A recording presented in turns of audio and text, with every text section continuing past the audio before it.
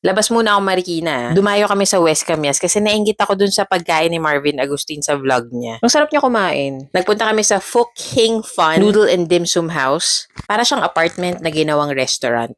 Simple lang dito, may pasalubong area din sila. And here's what we got. Tinry namin tong ube ensaymada. Creamy yung taas, madaming cheese, parang hindi dry, ang sarap.